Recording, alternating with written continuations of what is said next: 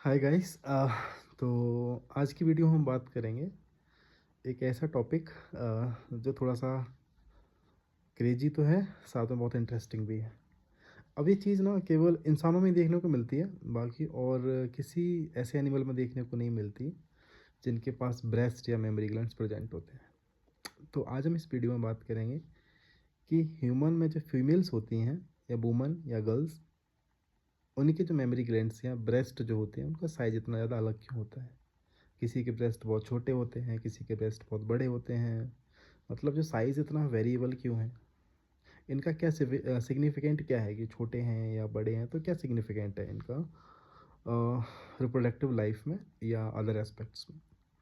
तो सबसे पहले हम ये समझेंगे कि जो अदर एनिमल्स हैं, पहले हम एनिमल की बात करेंगे कि जब एनिमल्स हैं उनमें जनरली ब्रेस्ट का साइज़ इतना ज़्यादा डेवलप्ड नहीं होता है और साइज़ बहुत ज़्यादा वेरिएबल भी वहाँ पर देखने को नहीं मिलते हैं।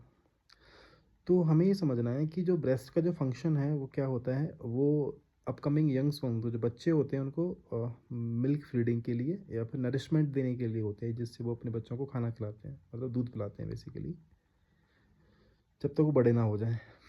तो जितने भी एनिमल्स हैं, जितने भी गाय भैंस बकरी जो भी कैटल्स वगैरह सब आते हैं, उसमें क्या होता है कि ब्रेस्ट केवल एक रिप्रोडक्टिव ऑर्गन की तरह रिएक्ट करते हैं। जो उनका काम सिर्फ एक होता है कि डेवलपमेंट जो न्यू यंग वंस हैं, बच्चे हैं, उनको केवल फीड कराना, एक ही फंक्शन है और उनमें कोई रोल नहीं है उनकी बॉडी का। मतलब कोई अट्रैक्शन का क्राइटेरिया नहीं है मेमोरी ग्लैंड्स।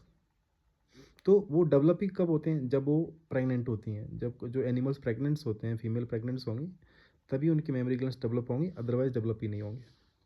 क्लियर है, बहुत ही ज़्यादा रिड्यूस टाइप के रहते हैं, सूखे टाइप, ड्राई टाइप के, स्विंक हो जाते हैं एकदम।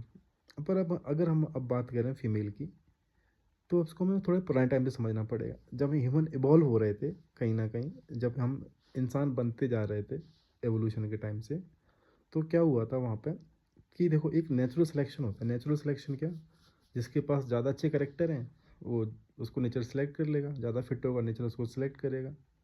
और जिसके पास बहुत अच्छे करेक्टर नहीं है, जीन्स नहीं है, या फिर सर्वाइवल करने के करेक्टर्स नहीं है, तो नेचर उनको सेलेक्ट नहीं करता था, वो आगे नहीं जा पाते थे। अब फीमेल्स में क्या था, जो मेमोरी ग्लैंड्स थे वो जो ज़्यादा बड़े साइज़ के थे, वो मेल को ज़्यादा अट्रैक्ट लगते थे।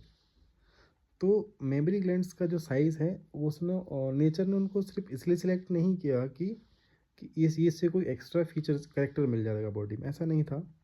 बट हाँ, जो मेमोरी ग्लैंड्स या ब्रेस्ट का साइज जिनमें बड़ा था वो ज़्यादा अट्रैक्टिव दिखते थे। तो उसकी वजह से जो उनमें एक एक्स्ट्रा पॉइंट मिल गया, क्योंकि पहले जो कम्युनिटी होती थी वो मेल डोमिनेंट थी। तो मेल किसको ज़्यादा प्रोटेक्ट दे रहा है, किसको अपने पास रख रहा है, जिसको अपने पास रखेगा, किसके साथ रहना चाह रहा है, तो उसको ऑटोमेटिक ज़्यादा प्रोटेक्शन मिलेगा, फूड मिलेगा। तो सर्वाइव इजीली, मतलब उसका सर्वाइवल को ईजी बना रहे थे पुराने टाइम से।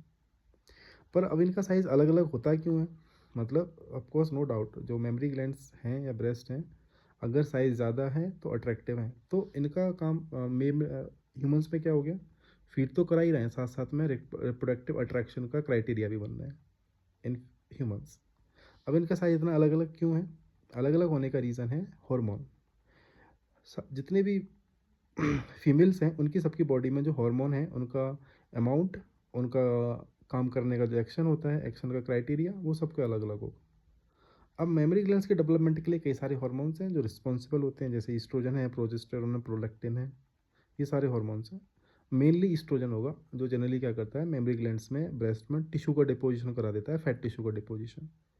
तो जितना ज़्यादा उसमें फैट टिश्यू मिलेगा उतना ही ज़्यादा साइज़ क्या होता है, जनरली इंक्रीज़ हो जाता है।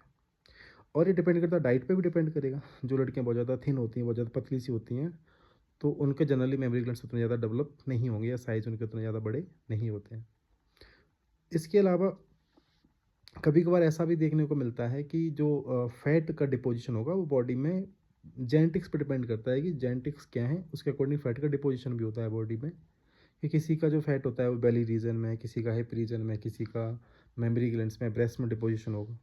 तो इस चीज़ पे भी डिपेंड करेगा कि जेनेटिक्स किस तरीके के हैं। जनरली जो पेरेंट्स हैं उनके मेमोरी, जो फीमेल मदर हैं उनके अगर मेमोरी ग्लैंड्स या ब्रेस्ट साइज़ में इंक्रीज होते हैं, साइज़ में बड़े होते हैं, तो वो लड़कियों का भी साइज़ क्या होगा, ज़्यादा होगा। रीज़न है सिंपल, जेनेटिक्स।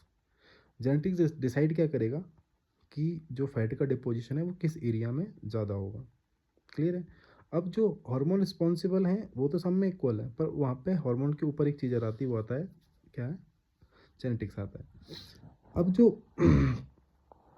अब इसका कोई ऐसा सिग्निफिकेंस नहीं है कि मेमोरी ग्लैंड्स ज़्यादा अच्छे होंगे या ज़्यादा बड़े साइज़ के होंगे तो वहाँ पे क्या देखने को मिलेगा, उसको कोई एक्स्ट्रा बेनिफिट दे रहे हैं। कोई एक्स्ट्रा बेनिफिट नहीं है, केवल दो ही काम है, सेक्सुअल अट्रैक्शन को इंक्रीज़ करना, अटेंशन इंक्रीज़ करना, और सेकंड नरिशमेंट प्रोवाइड करना।